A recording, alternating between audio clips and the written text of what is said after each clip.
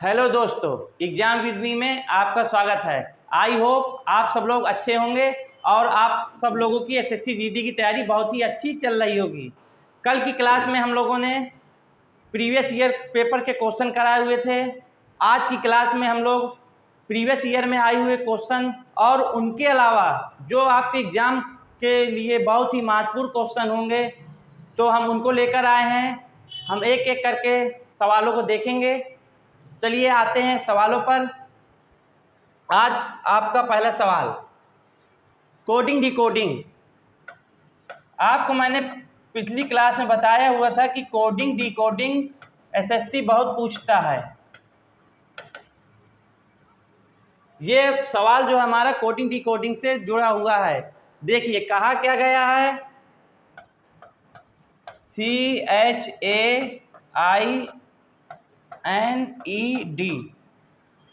को EJYGPCF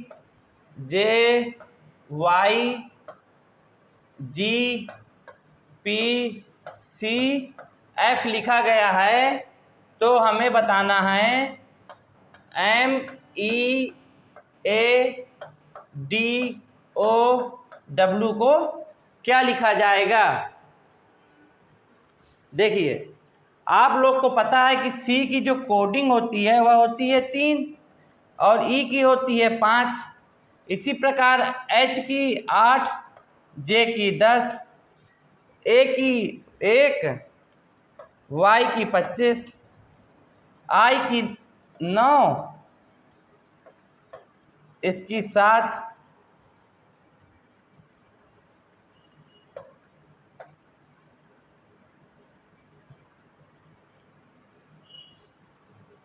N की coding कितनी होगी 14,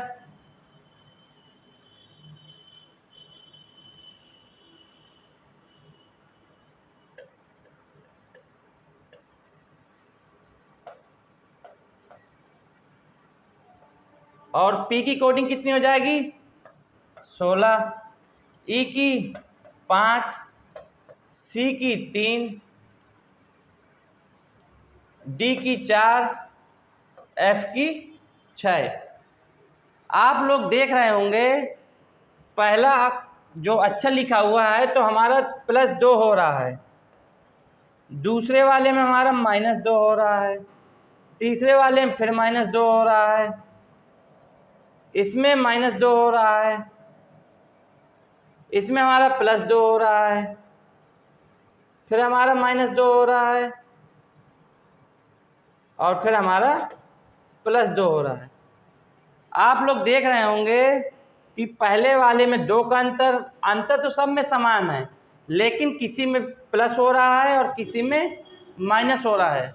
और आप लोग यह भी गौर कीजिए कि जहाँ पर आपको पता है कि अंग्रेजी वर्णमाला में 5 वॉवेल होते हैं, AEIOU, जिसमें इसका क्रमांक 1 होता है, ई का 5 होता है, आई का 9 होता है, इसका 15 होता है और इसका 21 होता है। आप लोग देख रहे होंगे कि जहाँ पर ए लिखा हुआ है यानी कि जहाँ पर कोई वॉवेल है वहाँ पर हमारा माइनस हो रहा है।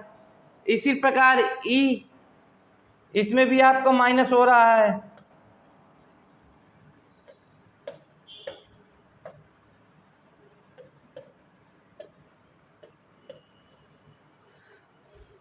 और आपका ए है तो इसमें भी माइनस हो रहा है और आई है तो इसमें भी आपका माइनस हो रहा है। आपने इस क्वेश्चन में देखा कि जहाँ जहाँ पर वॉवेल लिखे हुए हैं वहाँ पर 2 की माइनस हो रही है और जहाँ पे व्यंजन यानी कंसोनेंट लिखा हुआ है वहाँ पर 2 की बढ़ोतरी हो रही है। तो आपको पता है कि एम हमारा एक व्यंजन होता है और ई हमारा वॉवेल होता है। तो आपको पता है कि एम की कोडिंग होती है 13, ई की होती है 5, ए की 1, डी की 4, ओ की 15, डब्ल्यू की 23। अब आपको व्यंजन में क्या करना है, 2 जोड़ना है और उसमें वॉवेल में आपको घटाना है। तो आपका एम है तो इसमें जब 2 जोड़ेंगे तो हमारा कितना हो जाएगा O। इसी प्रकार E है, E में 2 घटाएंगे तो हमारा हो जाएगा C, और इसमें जो है 1 में घटाएंगे तो हमारा हो जाएगा 25 यानी कि Y। D में 2 जोड़ेंगे क्योंकि हमारा व्यंजन है तो हो जाएगा 6 यानी कि F। इसमें 2 घटाएंगे तो हो जाएगा 13, 13 किसका होता है M का, और W है इसमें 2 जोड़ेंगे तो इसका हो जाएगा Y। यानी कि हमारा जो आंसर आएगा वो ये है, आएगा OCY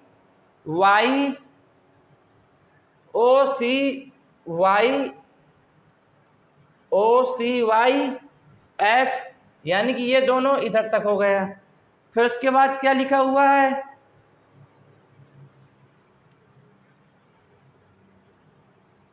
OCYFMY, ये वाला आपका ये वाली कोडिंग होगा। ये X इसमें नहीं लिखा, वो टाइपराइटर से गलत टाइप हो गया है। इसका आंसर क्या होगा OCYFMY। आपको पता चला कि जहाँ जहाँ पर वॉवेल आए हैं वहाँ पर -2 की घटौती हो रही है, और जहाँ पे व्यंजन आए हैं वहाँ पर 2 की प्लस हो रहा है। तो हमने उस पहले के अकॉर्डिंग उसकी कोडिंग निकाल दी, तो आपका आंसर प्राप्त हुआ। नेक्स्ट सवाल देखिए, निम्नलिखित 4 अक्षर समूह में से 3 किसी न किसी प्रकार एक समान है और एक भिन्न है। उस अक्षर समूह का चयन करें जो भिन्न है। यानी कि ये वाला सवाल हमारा क्लासिफिकेशन से है।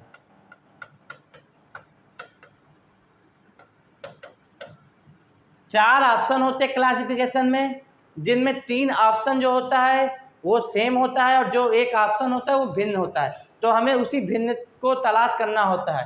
तो देखिए पहला ऑप्शन देखते हैं, आप लिखा हुआ O का कोडिंग होती है 15, D की होती है 4 और S की होती है 19। इसके बाद लिखा हुआ A की होती है 1, H की होती है 8, I की होती है 9। फिर लिखा हुआ है D यानी कि 4 और O का 15, U की 21, G की होती 7, N की होती 14 और U की होती 21। अब आप लोग को बताना है कि इनमें से कौन सा भिन्न है। आप देख रहे हैं कि जब हम 15 और 4 जोड़ेंगे तो हमारा तीसरी संख्या प्राप्त हो रही है। इसी प्रकार 1 और 8 जोड़ेंगे तो भी तीसरी संख्या प्राप्त हो रही है। 7 और 14 जोड़ेंगे तो 21 प्राप्त हो रहा है। जबकि हम 4 और 15 जोड़ेंगे तो हमारा प्राप्त होगा 19 यानी कि S। जबकि इसमें लिखा हुआ है U। हमारे यहाँ पर क्या होना चाहिए U, S होना चाहिए, लेकिन लिखा हुआ U। यानी कि पहला फॉलो कर रहा है, दूसरा कर रहा है और तीसरा कर रहा है। जबकि हमारा दूसरा कर रहा है, तीसरा फॉलो नहीं कर रहा है। तो इसलिए हमारा भिन्न क्या हो जाएगा DOU। यदि इसमें DOS लिखा होता तो हमारा ये आंसर मिलता, लेकिन जब चारों ऑप्शन तो एक जैसे होंगे नहीं, कोई ना कोई भिन्न होगा, क्योंकि उसमें हमारा क्वेश्चन कहाँ से रिलेटेड है क्लासिफिकेशन से। इसलिए हमें पहचान में आया कि हमारा इसका आंसर क्या होगा DOU। क्लासिफिकेशन के सवालों में हमें ये देखना पड़ता है कि 4 ऑप्शन में कौन भिन्न प्रकार से रखा हुआ है। 3 एक जैसे होंगे और एक जो है भिन्न होगा। इतना बात समझ में आपको आया। इसमें कोडिंग डिकोडिंग आपको याद करनी पड़ेगी। जितने भी अल्फ़ाबेट होते हैं अंग्रेजी वर्णमाला में आपको पूरे की कोडिंग याद करनी पड़ेगी, जिससे आपको काफ़ी चैप्टर में हेल्प मिलेगी। चलिए नेक्स्ट सवाल। यह वाला सवाल आपका एनालॉजी से है, यानी कि सादृश्यता।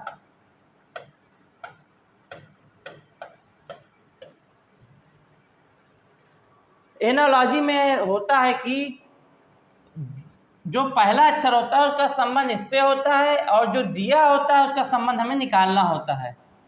तो उसमें दिया हुआ शब्दकोश जो है अर्थ से संबंधित है। शब्दकोश क्या होता है? शब्दकोश का अर्थ होता है कि उसमें जो शब्द होते हैं उसका विशेष अर्थ होता है।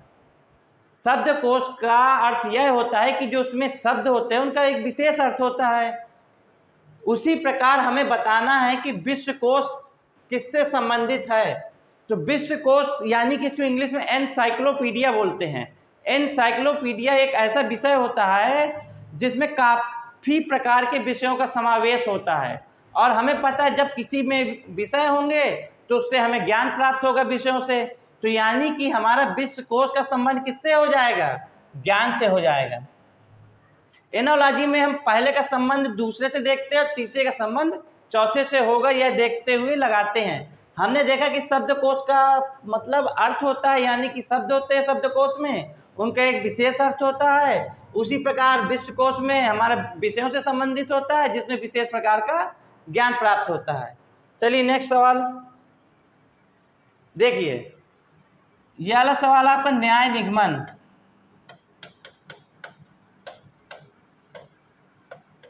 आपको एसएससी जीडी की प्रत्येक सेट में एक न एक सवाल आपको न्याय निगमन से जुड़ा हुआ देखने को मिलेगा। देखिए क्वेश्चन में जो होते हैं 2 कथन होते हैं और उसके निष्कर्ष दिए होते हैं। निष्कर्ष 1 भी हो सकता है, 2 भी सही हो सकता है, 3 भी सही हो सकता है, और इनमें से सभी भी सही हो सकता है, और इनमें से कोई भी नहीं सही हो सकता। तो हम लोग कथन से उसको फिगर के माध्यम से बनाएंगे कि उसका निष्कर्ष निकल सकता है कि नहीं निकल सकता। आइए क्वेश्चन पर, सभी लड़कियां एक्टर हैं।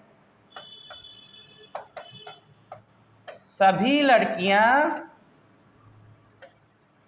एक्टर हैं। उसके बाद कहा कि सभी एक्टर जो हैं सिंगर हैं।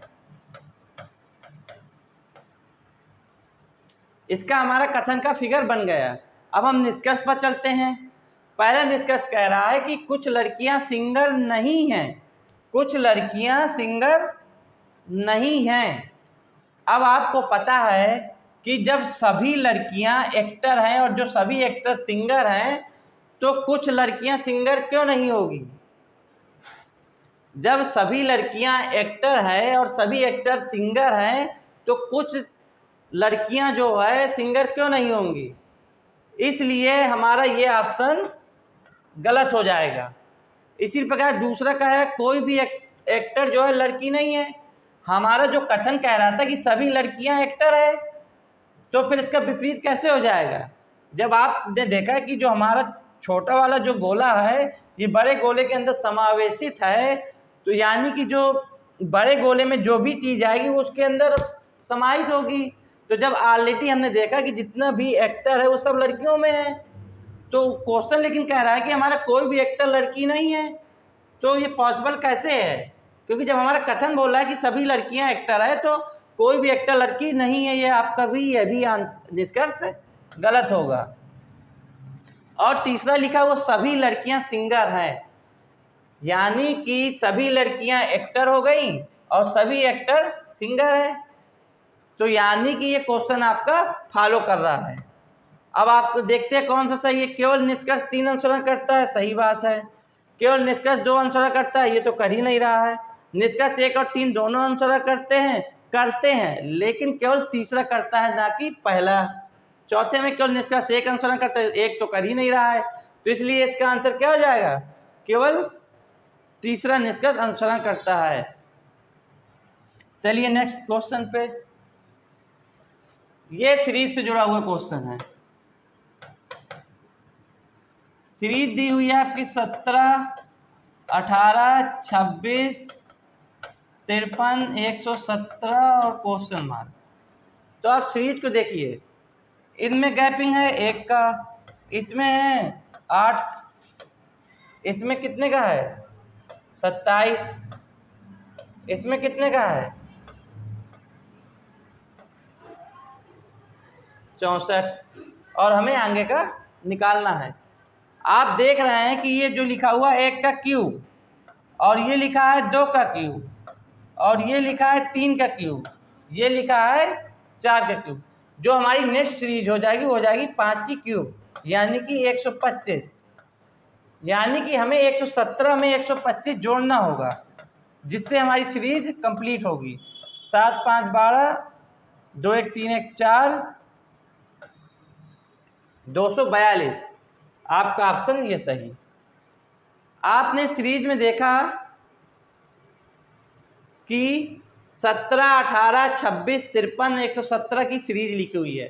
सीरीज के क्वेश्चन में हम देखते हैं कि कैसा पैटर्न फॉलो कर रहा है। आपने देखा कि पहले में 1 का अंतर है, फिर 8 का अंतर है, फिर 27 का अंतर है, फिर 64 का अंतर है। और जो ये अंतर है किसके रूप में दिया हुआ है? क्यूब के रूप में। यानी कि पहली संख्या के क्यूब का अंतर है, फिर दूसरे का क्यूब का अंतर है, फिर तीसरे का, फिर 4 का, फिर तो हमारा 5 का होगा। तो उसी क्रम में ये सीरीज आगे बढ़ के हमारी क्या लिखी जाएगी? 242। चलिए नेक्स्ट सवाल भी सीरीज से जुड़ा हुआ है। 123, 98, 82, 73, 69।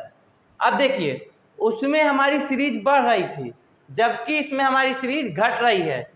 कितना घटा? पहले में 25 घटा, फिर कितना घटा? 16, फिर 9, फिर 4।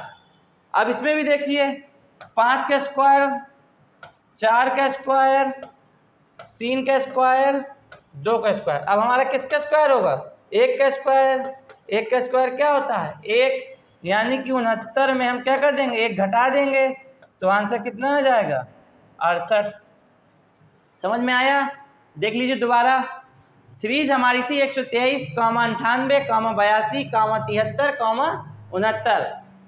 देख रहे थे कि सीरीज धीरे धीरे घट रही थी। तो कितना घट रही थी उसका हमने आंकड़ा निकाल लिया। तो 25, 16, 9, 4। और जो ये घट रहा था ये वर्ग के रूप में घट रहा था। पहले बड़ी संख्या का वर्ग घटा, फिर उससे नीचे वाली संख्या घटा, फिर उससे और नीचे वाली संख्या घटा, फिर और नीचे वाली संख्या घटा। इसी प्रकार से हमारा 1 का स्क्वायर घट के सीरीज हमारी कंप्लीट हो गई। सवाल समझ में आया बच्चों? चलिए नेक्स्ट सवाल पे। ये वाला सवाल आपका वर्ड फॉर्मेशन, शब्द निर्माण। इसको हमें करने के लिए अल्फाबेट का ज्ञान होना चाहिए। आप देख रहे हैं कि जितने भी ऑप्शन दिए पांचों, तो इसमें देखिए पहला अक्षर सब में एच में मैच कर रहा है। एच एच एच एच, यानी कि अभी हमें पता चला कि कौन सा शब्दकोश में पहले आएगा। इसके बाद ओ देखिए, दूसरा ओ भी आ रहा है, इसमें भी है, इसमें भी है, इसमें भी है, इसमें भी है। अब तीसरा अक्षर देखिए, तीसरे अक्षर में इसमें पी आ रहा है, इसमें यू आ रहा है, इसमें एस आ रहा है, इसमें एस एस आ रहा है। तो आपको पता होना चाहिए कि इंग्लिश अल्फ़ाबेट सीरीज में आपका पहले पी आता है, फिर एस आता है, फिर यू आता है। यानी कि हमारे अल्फ़ाबेट सीरीज का जो क्रम होगा पहले 5 नंबर का होगा, फिर इसके बाद हमारा 1, 2, 3 में से कोई होगा। अभी ये नहीं पता कि 1 होगा कि 2 होगा, 3 होगा, लेकिन ये पता है कि सबसे पहले 5 होगा, इसके बाद हमारा 1, 2, 3 होगा, फिर हमारा ये वाला होगा 4। अब आप देखिए 5 और 4 किस क्वेश्चन में दिया हुआ है? 5 और 4 जो है किस क्वेश्चन में दिया हुआ है? देखिए इसमें 4 और 5 दिया हुआ है, इधर पे 5 होगा और इधर पे 4 होगा।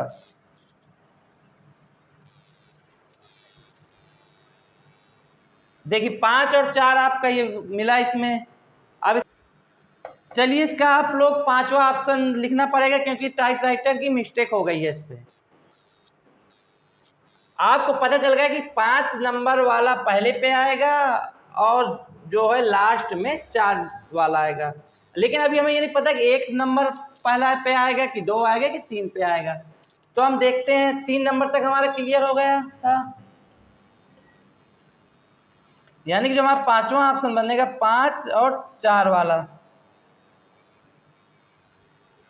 अब देखिए इसके बाद हमें इनमें देखना है 1, 2, 3 में कौन आएगा। इसी को चेक करते हैं। होस्ट इसमें भी है, और ये होस्ट यानी कि पी। अब आपको पता है कि पी पहले आता है, तो यानी कि हमें क्लियर हो गया कि हमारा जो होगा 3 पहले नंबर पे आएगा। अब हमें 1 और 2 में देखना है कि कौन पहले पे आएगा। अब देखिए HOST सेम है, इसके बाद इसमें लिखा हुआ आई 5वें नंबर पे और इसमें 5वें नंबर पे लिखा ई। आपको पता है कि ई पहले आता है, यानी कि 2 हमारा 5 3 2 1 4 इस क्रम में सीरीज आएगी। तो इसका आंसर हो जाएगा 5 3 2 1 4। इस क्वेश्चन का ये आंसर होगा।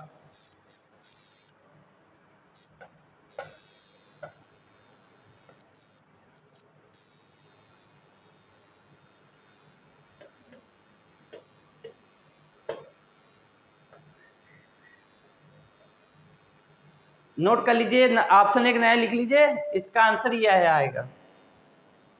नेक्स्ट क्वेश्चन लिखा हुआ है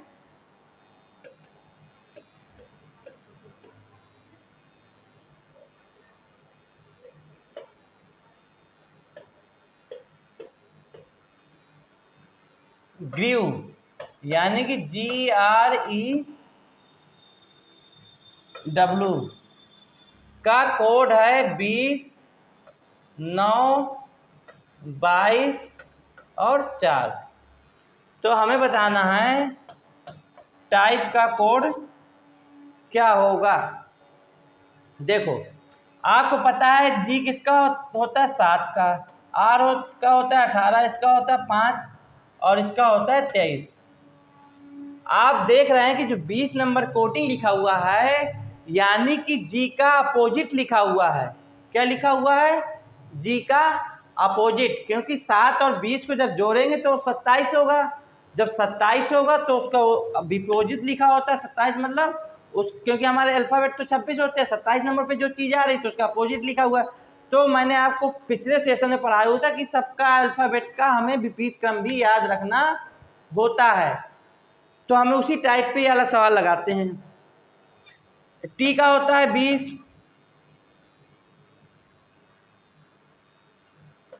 इसका होगा 25, इसका होगा 16 और इसका होगा 5। अब इसका अपोजिट कितना हो जाएगा? 20 का अपोजिट 7, इसका 2, इसका 11 और इसका 22। आप देखिए ये अलग मैच कर रहा है ऑप्शन 7 2 11 और 22, यानी कि हमारा पहला ऑप्शन मैच कर रहा है। आपने सवाल में देखा कि जो हमारा जी लिखा हुआ है उसकी कोडिंग होती है 7, जबकि इधर लिखा हुआ 20, यानी कि हमारा अपोजिट लिखा हुआ है। इसी प्रकार आर का भी अपोजिट है और ई का भी अपोजिट लिखा हुआ है, डब्ल्यू का भी अपोजिट लिखा हुआ है। तो हमने टाइप का भी अपोजिट लिख दिया, जिससे हमारा आंसर प्राप्त हो गया। नेक्स्ट देखिए, ये आपका डाइस से जुड़ा हुआ सवाल है। डाइस यानी कि घन। डाइस मतलब घन। घन के नाम से सब लोग परिचित होंगे क्योंकि आपको पता है घन में 6 फलकें होती हैं। कितनी फलकें होती हैं? 6 फलकें होती हैं। 2 प्रकार के पासे होते हैं, एक साधारण पासा होता है, एक मानक पासा होता है। मानक पासा में 2 विपरीत अंकों का योग 7 होता है। तो हमारे सवाल मानक पासा से जुड़ा हुआ है। आप देख रहे हैं ये आपका पासा कोई दिया हुआ है,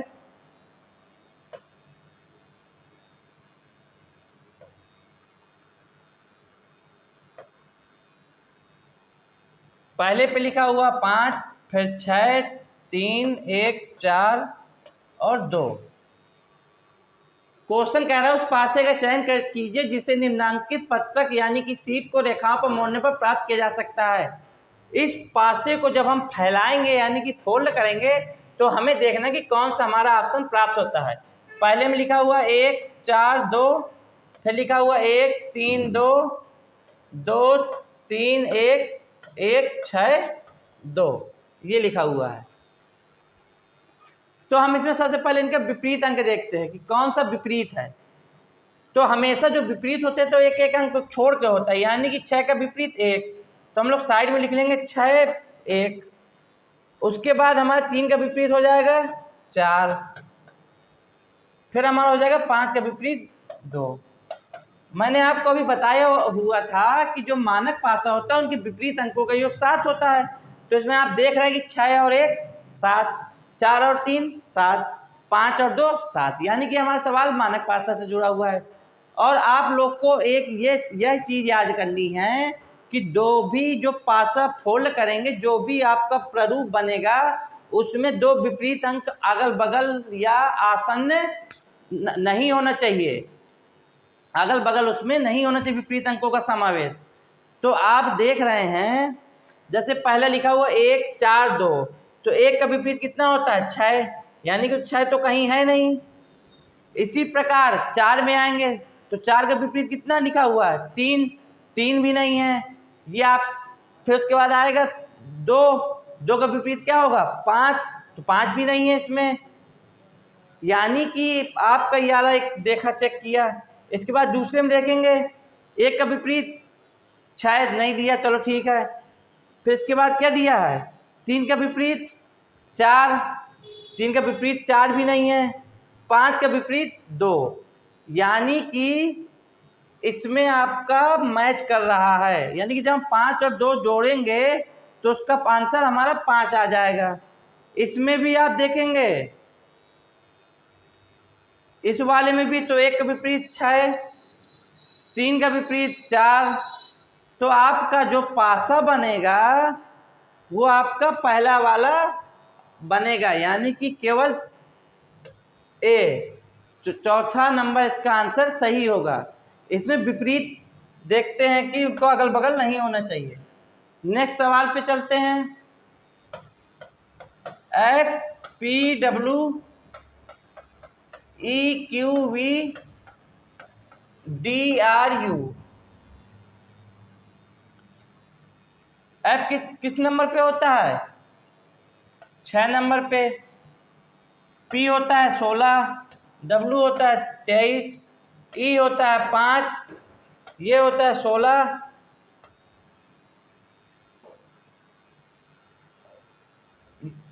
V होता है 21, D होता है 4, यह होता है 17 और यह होगा V 22 पे होता है, U 21 पे होता है। यानी कि आप देख रहे हैं कि पहले नंबर में 1 का घट रहा है और दूसरे में P का 16 और Q का 17, 1 बढ़ रहा है। इसी प्रकार फिर 1 घट रहा है, यानी कि -1 +1 और -1 की सीरीज बन रही है। तो आप D के बाद जब 1 घटाएंगे तो क्या आ जाएगा C, R में 1 जोड़ेंगे तो आ जाएगा S, और U में 1 घटाएंगे तो आ जाएगा T, यानी कि आपका पहला आंसर मैच कर रहा है। आप लोग ने देखा कि हमारी जो सीरीज कंप्लीशन का सवाल था तो उसमें -1 +1 -1 का उतार चढ़ाव देखने को मिल रहा है, तो जिससे हमारा आंसर CST प्राप्त हो गया। अब यह वाला सवाल हमारा जो है एम्बेडेड फिगर से दिया हुआ है, यानी कि हमें यह वाली आकृति जो दी हुई है यह देखना है कि किस ऑप्शन में है, यानी कि ये पहला ऑप्शन, ये दूसरा, ये तीसरा और ये चौथा। आपको सेम आकृति देखिए किस में मिल रहा है। जैसे मान लो पहले में चेक करेंगे तो इधर से ये आया, ये आएंगे, ये आया, लेकिन हमारा ये चीज़ नहीं मिल रहा है। और दूसरे में देखेंगे इधर आए, फिर ये गए और ये मिला, इसके बाद यूँ गए और ये मिला, यानी कि हमारे दूसरे ऑप्शन में जो आकृति दी हुई थी ये आपकी मैच कर गई, यानी कि जो हमारा ऑप्शन 2 है इस फिगर में जो दी हुई आकृति है उसका समावेशन किया गया हुआ है, जिससे ये आपका आंसर सही है। आपको इस तरह के सवालों में यह देखना होता है कि जो ऊपर आकृति दी हुई होती है वह किस ऑप्शन में है। अब इस सवाल पे आते हैं। कल मैंने आपको रूल बताया हुआ था बॉड मास का। ये सवाल जो है मैथमेटिकल ऑपरेशन पर आधारित है। कल मैंने रूल बताया हुआ था, सेम रूल पे ही करेंगे।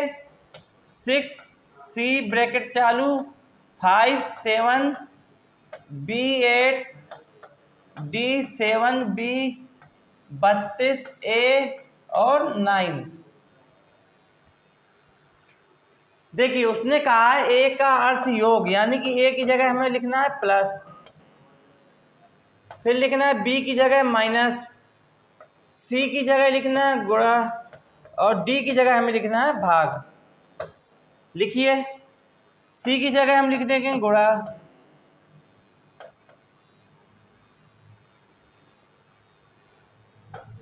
बी की जगह माइनस ब्रैकेट बंद, डी की जगह भाग, बी की जगह घटाओ, ए की जगह प्लस।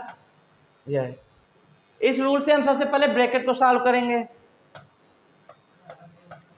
57 में 8 जाएंगे बचेगा 49, यानी कि ब्रैकेट भागे 7 माइनस 32 प्लस 9, ये ब्रैकेट हट जाएगा तो हमारा कितना बचेगा, जब भाग देंगे तो ये बचेगा 7 माइनस 32 प्लस 9, 6 7 गुणा कर देंगे रूल के हिसाब से,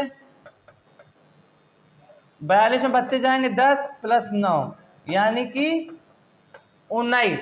19 हमारा किस ऑप्शन में, इस ऑप्शन में। मैंने आपको कल रूल बताया हुआ था बॉड मास, यानी कि हमें सबसे पहले ब्रैकेट को हल करना है, फिर ऑफ यानी कि का को, फिर डी मतलब डिवीजन, फिर मल्टीप्लिकेशन, फिर जोड़, फिर घटाओ, उसी क्रम में हम सब करते गए और हमारा आंसर प्राप्त हो गया। नेक्स्ट क्वेश्चन, यह वाला भी सीरीज से जुड़ा हुआ सवाल है, कंप्लीशन सीरीज का है ये।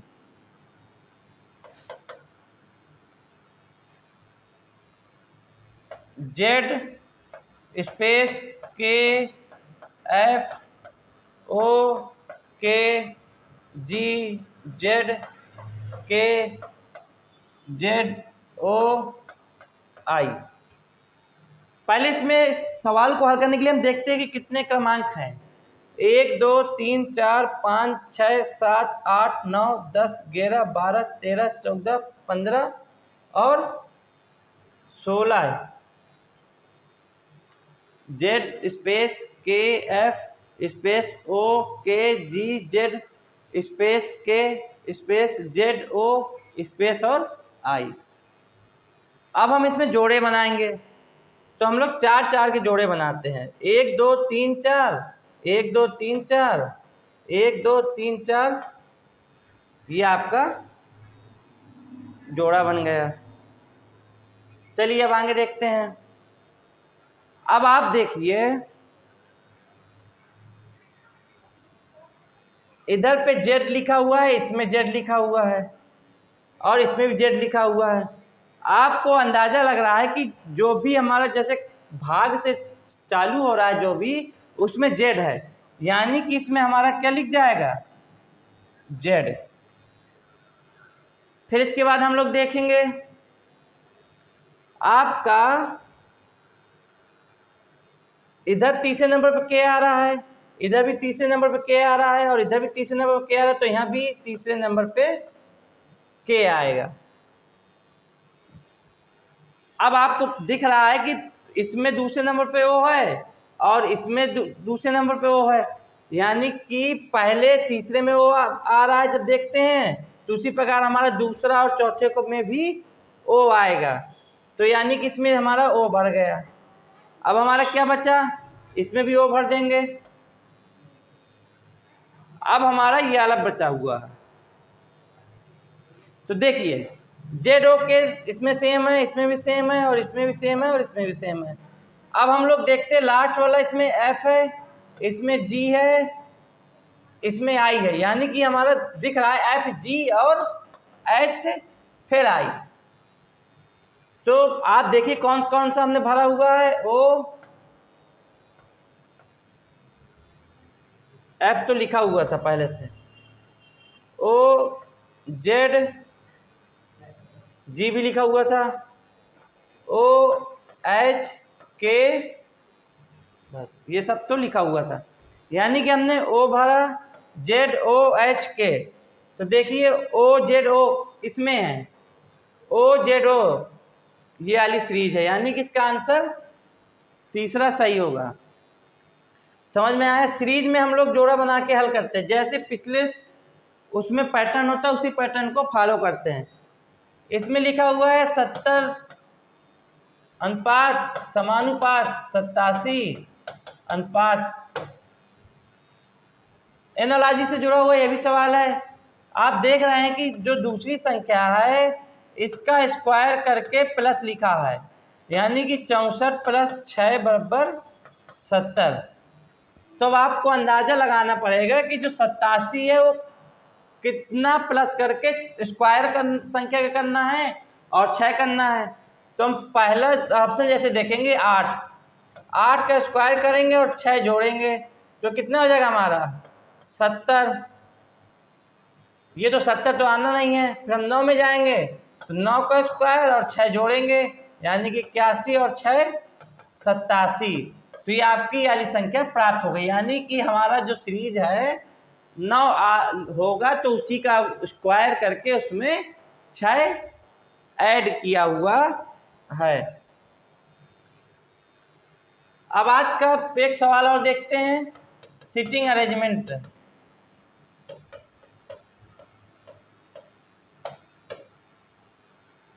इसमें देखिए कह रहा है कि P, Q, R, S, T और U एक बेंच पर बैठे हुए, यानी कि 6 लोग हैं। एक हमारी जैसे मान लो कोई बेंच है, 6 लोग बैठे हैं, 1 2 3 4 5 और 6। उसके बाद उसने कहा है कि Q जो है दाएं किनारे पे है, यानी कि ये बेंच का बायां किनारा और ये दायां किनारा, यानी कि Q किनारे पे है, बैठ गया। इसके बाद कह रहा है कि जो R जो है S के दाईं ओर बगल में बैठा है, U जो है T के बाईं ओर बगल में बैठा है और जो T है वो Q के बाईं ओर बगल में बैठा है, यानी कि Q का बायां कहाँ होगा इधर, यानी कि T कहाँ बैठा हुआ है इधर बैठा हुआ है। फिर अब हम देखते हैं कि बगल में बैठा है और P जो है इसके बाईं ओर बगल में बैठा है, तो बाएं किनारे पर कौन बैठा है। हमारा यालत हमने इसको सॉल्व कर लिया। अब उसके बाद ऊपर देखते हैं लिखा हुआ R जो है S के दाईं ओर बैठा हुआ है। R जो है किसके दाईं ओर है, S के। R जो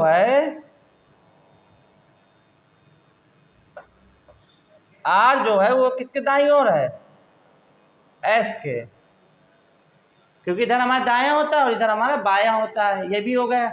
उसके बाद उसने कहा कि जो U है वो T के बाईं ओर बगल में बैठा है, यानी कि U जो है T के बाईं ओर बगल में बैठा है, यह भी होगा। उसका T जो है Q के बाईं ओर बगल में बैठा है, P जो है S के बाईं ओर बगल में बैठा है, तो P हमारा कहाँ बैठा है, S के बाईं ओर बगल में बैठा है। तो हमारी ये सीटिंग पूरी हो गई। अब क्वेश्चन में कह रहा है बाएं किनारे पर कौन बैठा है, ये हमारा दायां किनारा हो गया और ये हमारा बायां किनारा हो गया। तो यानी कि बाएं पे कौन बैठा है, P बैठा हुआ है। नेक्स्ट सवाल, वह संख्या ज्ञात कीजिए जिसमें उसके 4 गुने को जोड़ने पर उसकी पूर्ववर्ती संख्या का 10 गुना प्राप्त होता है। तो हम इसमें देखेंगे, माना कोई संख्या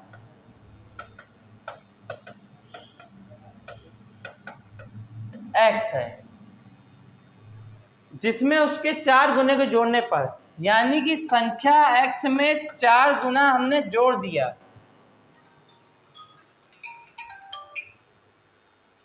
चार गुना जोड़ने पर उसकी पूर्ववर्ती संख्या का 10 गुना प्राप्त होता है।